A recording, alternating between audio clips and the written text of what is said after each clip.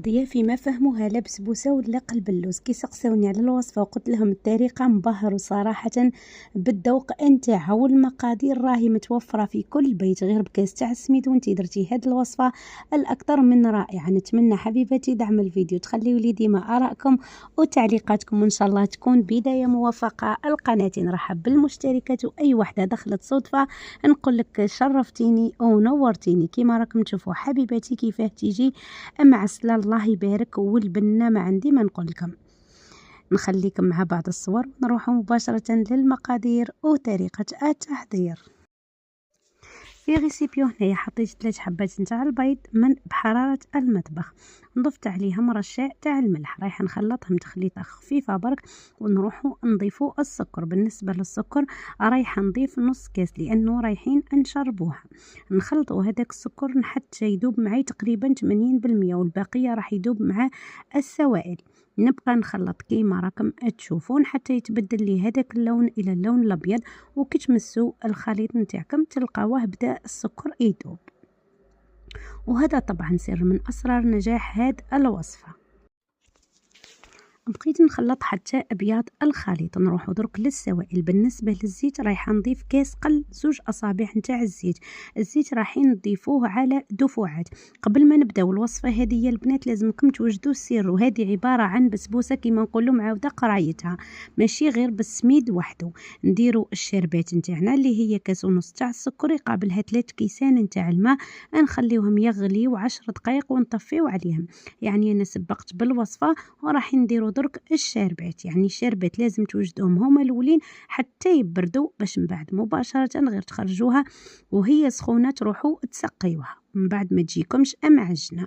بقيت نضيف الزيت بالعقل كيما قلت لكم على مراحل حتى نكمل باقي الكميه. وهذا تاني راهو سر يا البنات باه تنجح معاكم، لازم ديما الزيت ما تضيفوهش دفعه واحده من بعد ما تجيكمش معجنه وما تجيكمش مزيته. الكاس المستعمل في الوصفه يهز لي 220 مليلتر، رايحه نستعمل به جميع المقادير. وبالنسبه للبيض راهو متوسط الحجم. كملت انا هنا تقريبا الكميه تاع الزيت. نروح نضيفوا الحليب بنفس الكميه اللي ضفت تاع الزيت، كاس قل 2 اصابع حليب. وكيف كيف الحليب تاني رايحين نضيفوه على دفعات. عمركم في هاد الوصفات ما تضيفوا السوائل دفعه واحده. نزيد نخلط واحد 2 دقائق الزيت ونضيفوا الحليب كيما قلت لكم ضيفوه بالعقل. دوك راح نشوفوا هذيك الكشكوشه ولا الرغوه اللي تخرج لكم من الفوق، هذيك هي يعني الحاجه المهمه في البسبوسه تاعنا باه تجيكم الناجحه. لازم تطلق هذيك الرغاوي، يعني ماشي تحطوه برك وتروح وتبقاو تخلطوا مده 5-7 دقائق ينسجم منه، وفي نفس الوقت هذاك السكر راح يذوب 100%. بهذه الطريقه مازال ما ضفت والو، يعني راح دوك نضيف مغرف صغيره تاع لافاني، اكيد مبشور الليمون اللي يزيد يعطيكم بنه ونكهه للبسبوسه تاعكم. وانا ديما في البسبوسه تاعي نضيف واحد الاضافه، بدل ما نضيف الخميره نضيف البيكربونات. واي وحده صراحه تذوق البسبوسه تاعي تسقسيني على الوصفه، رايحه تاخذ لكم الطعم والخفه جهه واحده اخرى. شوفوا هنا بقيت نخلط مده 5 دقائق. مباشره ضفت مغرف صغيره تاع لافاني وكاس نتاع السميد يكون متوسط. رايحه نضيف كاس قل 2 اصابع تاع الكاوكاو محمص ومرحي. من الاحسن الكاوكاو تحمصوه جديد يعطيكم بنه اكثر وذوق للبسبوسه تاعكم. وبنفس الكاس يعني نص كاس نتاع الشابلر مع مغرف كبيره نتاع الخميره حقه تاع الفارينه. شوفوا كاس قل ربع نتاع الكاوكاو مع نص كاس تاع الشابلر، ونضيف لهذاك النص كاس مغرف كبيره تاع الفارينه. رايحه نضيف كيس تاع خميره الحلوى مع مغرف صغيره ممسوحه تاع البيكربونات. شتيوني كيفاه بلاطيتها البنات بصباعي، ماشي بومبي، تكون مبلاطيه ومبشور حبه تاع قارص. ونخلط مده 2 دقائق ينسجم لي الخليط برك، وتشوفوا مباشرة نخليها 2 دقائق نلقاها شربت. كي نلقاها شربت نضيف لها مغرف كبيرة تاع الحليب. درك هذه بالنسبة للخليط يشرب ولا ما يشربش راح ترجع لنوعية السميد. إذا كان السميد تاعكم المتوسط تاعو يشرب رايحة أكيد تلقاو الخليط نتاعكم يشرب. أما إذا كانت يعني السميد تاعكم عادي ما يشربش السوائل راح تلقاو الخليط بهذا القوام. شوفوا أنا في الأول كيفاه ومن بعد كيفاه ولا أشرب. قلت لكم المرحلة هذه تاع السيرو راح نديروها في الأول باش يبرد معاكم. رايحة نضيف 1.5 كاس تاع السكر حبيبات، ورايحة نضيف 3 كيسان نتاع الماء وشريحة تاع ليمون. نخليها تغلي مدة 10 دقائق. كي تهز هذيك الغلية نروح نطفي بلا ما تنساو تحركوا هذاك السكر باه يذوب معاكم.